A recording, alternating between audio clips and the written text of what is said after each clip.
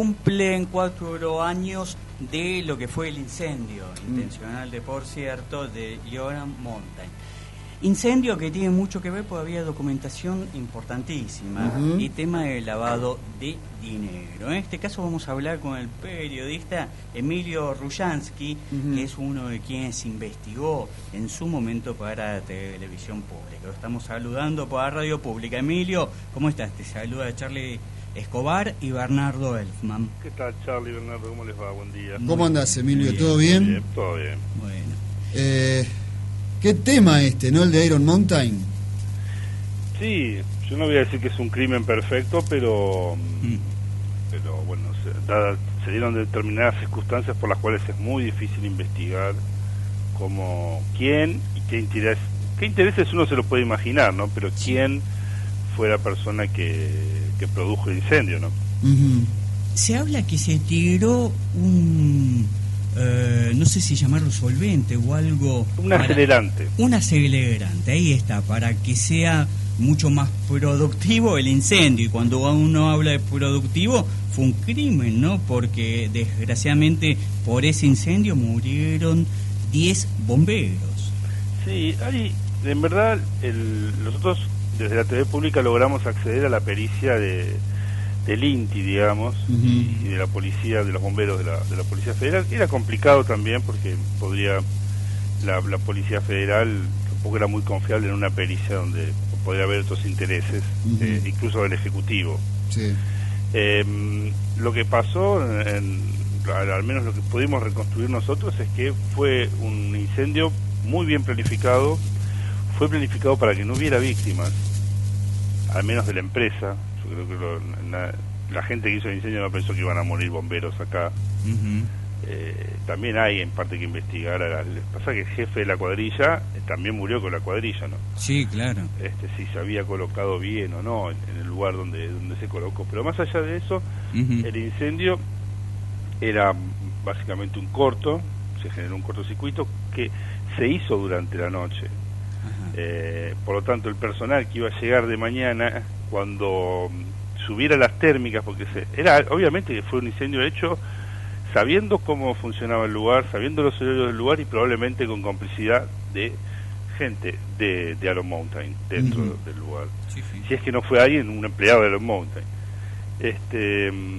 Cuando suben las térmicas a la mañana se hace el corto y con el acelerante ya listo, es decir, ahora era obvio, y esto es una de las cosas más fuertes, que ellos ya seguramente sabían que ni los rociadores iban a funcionar. Los rociadores funcionaron, el problema es que no estaban llenos. Había un tanque que estaba vacío, de los dos tanques de agua que tenía. Había determinadas cuestiones de negligencia que hacían que esto enseguida se iba a desbandar, digamos. Y estaba pensado en algún punto también para que no se cortara toda la luz del lugar, porque si no el corto no podía haber seguido, digamos. Es decir, no era algo muy difícil de hacer.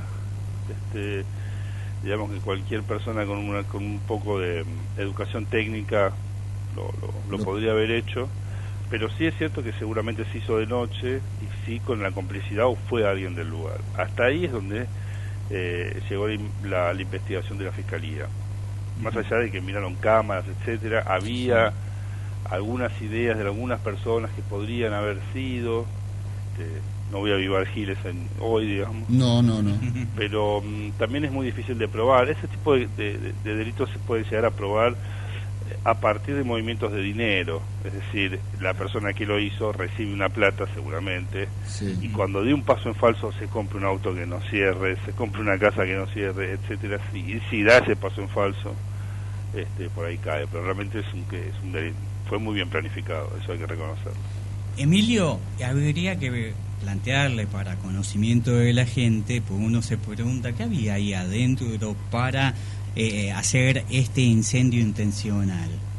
Mira, hay en todos los países, ¿no? Sí. Iron Mountain ha sufrido otros incendios intencionales en otros países. No los ha sufrido porque yo creo que probablemente los haya autoprovocado. Sí. Los bancos, muchas empresas tienen obligación de guardar documentación por una determinada cantidad de años. A veces son 10 años, a veces son 20 años. Generalmente creo que el mínimo legal son 10 años. Entonces, esa documentación se guarda en este tipo de lugares. Esa documentación es la que sirve para determinados juicios. De hecho, ahí había, por ejemplo, el banco HSBC estaba siendo investigado y había material de HSBC ahí que al banco, al quemarse el material, no se pudo avanzar en esa causa por lavado. Exacto. Pero había de otra gente, había del Banco Patagonia, había de la Caja, de Jumbo, de Quilmes, de Alpargatas, no sé, de Monsanto, de Galeno, de Arcos Dorados, que es McDonald's. Es decir, había varias cajas y había mucho material que es probatorio, es decir, material que ellos están obligados a guardar. Sí. En un momento donde funcionaba muy bien la UIF, donde la Procelac, que es la Fiscalía Especializada en Investigación, todavía podía avanzar en estos delitos. Recordemos que estaba Gil Sarbó todavía trabajando en ese momento, que había apuntalado las fiscalías especializadas en lavado, etcétera, Sí. De otro tipo de delitos económicos también. Yo creo que yo siempre digo que hay que mirar a quién beneficia, ¿no? Porque las cosas no pasan solas. Esto no fue un accidente. Si lo hubiera sido sería otro el asunto, ¿no? Digamos, había mucha gente interesada en que desapareciera esa documentación. Había mucha gente interesada al mismo tiempo, o de toda esa gente a lo mejor había uno o dos que estaban interesados. Y eso lo tiene que resolver la instrucción. Yo pienso que el BNP Paribas, que era otro banco, HSBC, sí, ahí ellos estaban en ese momento con causas. Sí. Pero también hay que ver si no es la propia empresa la que motoriza esto, digamos. Por pedido de varios clientes o porque... Como parte de sus servicios, decís. Claro, te lo guardamos y te lo destruimos, digamos, ¿no? Claro.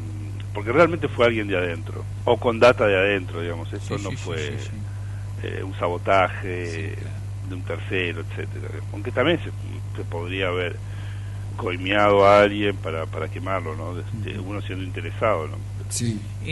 Emilio, digo, no hay nadie detenido, porque estamos hablando, esto sucedió hace 4 años, en el día de hoy todos los bomberos y de todo el país van a prender sus sirenas en homenaje a los 10 bomberos muertos. Y estamos hablando, no de esto, además, ¿no? No hay Que fue nadie un detenido asesinato. ni procesado.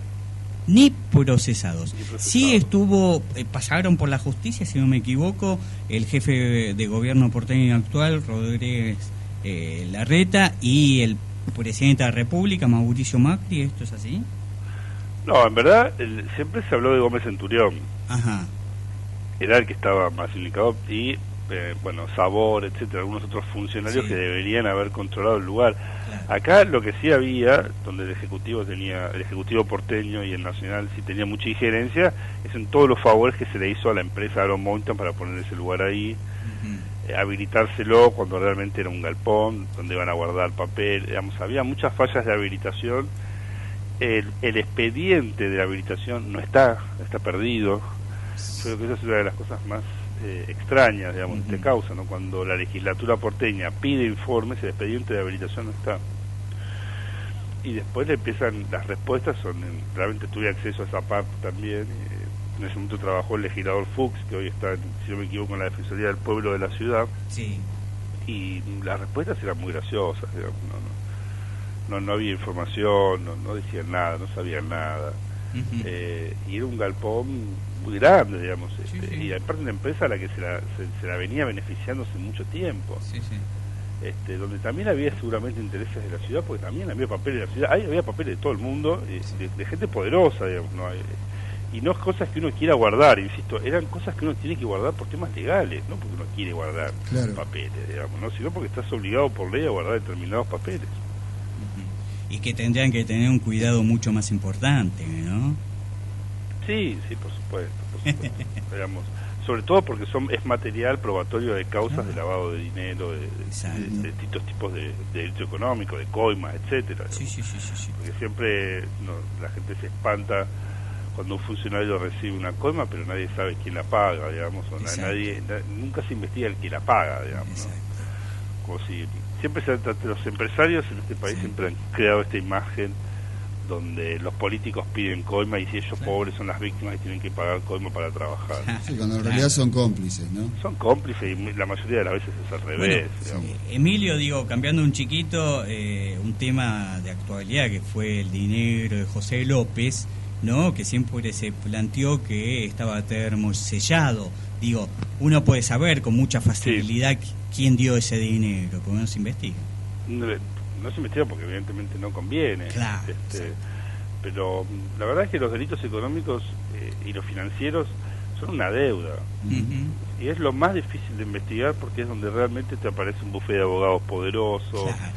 En el caso de Iron Mountain, bueno, enseguida se trataron de arreglar a los familiares, digamos, por lo menos la causa civil y la causa penal también, ¿no? De ver cómo hacer para que renunciaran porque había mucha plata detrás. Uh-huh. Y enseguida la empresa pudo arreglar a muy buena parte de los familiares para que no demandaran.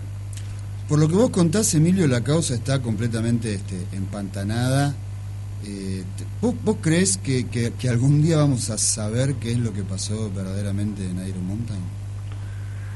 Y entiendo que es muy difícil, salvo que se den alguna de estas variantes, ¿no? De que alguien gaste. Primero tiene que haber una fiscalía que realmente esté investigando. Que la hubo en un principio a partir de sus secretarias letradas, pero la fiscal en sí es dudoso el accionar de ella, ¿no? Eso por un lado. Pero después me parece que, bueno, si hay algún movimiento de dinero y hay una justicia que investiga, tal vez se pueda. Yo entiendo, hasta lo que pude hablar, es que había ciertas personas de las que se sospechaba, pero después hay que tirar la cuerda, porque una cosa es el ejecutor, pero después saber quién le pagó a esa persona, etcétera.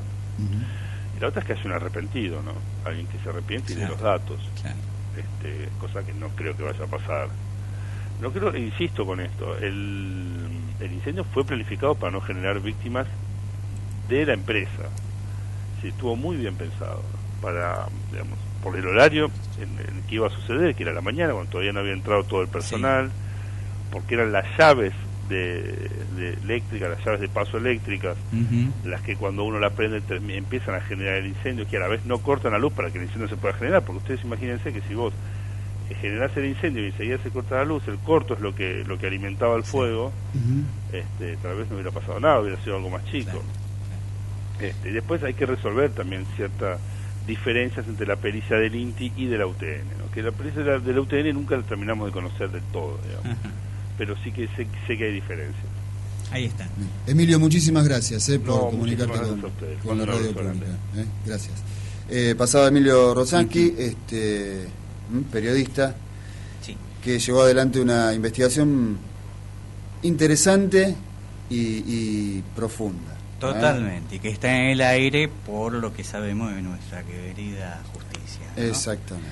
Permitime para finalizar, Charlie, nombrar a los héroes anónimos que son los bomberos que han muerto en este incendio. En el incendio murieron 6 bomberos federales. Esos son Anaí Garnica, Leonardo Day, Eduardo Conesa, Damián Vélez, Maximiliano Martín y Matías Monticelli, además de sus colegas Sebastián Campos y Facundo Ambrosi, el cuartel Vuelta de Rocha y los agentes de defensa civil José Méndez y Pedro Varicola. Otra de las tantas cosas que en la Argentina quedan impunes.